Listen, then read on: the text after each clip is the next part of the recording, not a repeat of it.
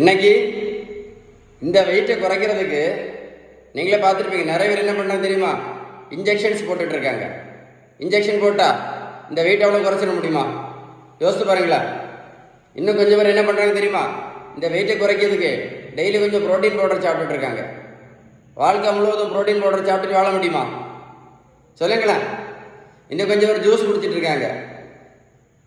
கொஞ்சம் கொஞ்சம் ஜூஸ் குடித்தா இந்த வெயிட்டெல்லாம் வத்தி போயிருமா?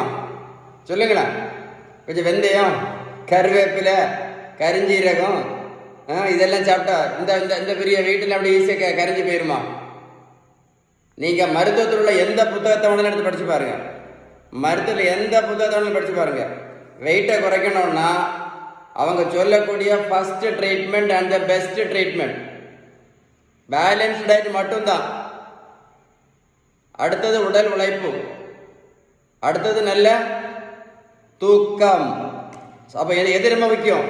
பேலன்ஸ் டயட் நீங்கள் கரெக்டாக ஃபாலோ பண்ணீங்க அப்படின்னா, பேலன்ஸ் டயட் கரெக்டாக ஃபாலோ பண்ணீங்கன்னா மாத்திரையும் வேண்டாம், ஜூஸும் வேண்டாம், ஊசியும் வேண்டாம், ப்ரோட்டீன் பவுடரும் வேண்டாம்.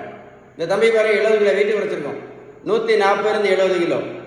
ப்ரோட்டீன் பவுடரும் கொடுக்கல, மாத்திரையும் கொடுக்கல, ஜூஸும் கொடுக்கல, ஊசியும் போடல. இந்த தம்பி போய் ரோட்டில் போய் நான் ஓடக்குன்னு சொல்லலை.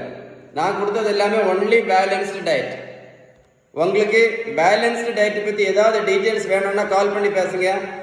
உங்கள் ஃப்ரெண்ட்ஸுக்கு யாருக்காவது நீங்கள் ஹெல்ப் பண்ணணும்னு விருப்பப்பட்டீங்கன்னா இந்த வீடியோ உங்களுக்கு ஷேர் பண்ணி கொடுங்க, லைக் பண்ணி ஷேர் பண்ணுங்கள். இந்த வேர்ல்டில் நிறைய பேர் வெயிட்டை குறைக்க முடியாமல் ரொம்ப கஷ்டப்பட்டுட்டு இருக்காங்க.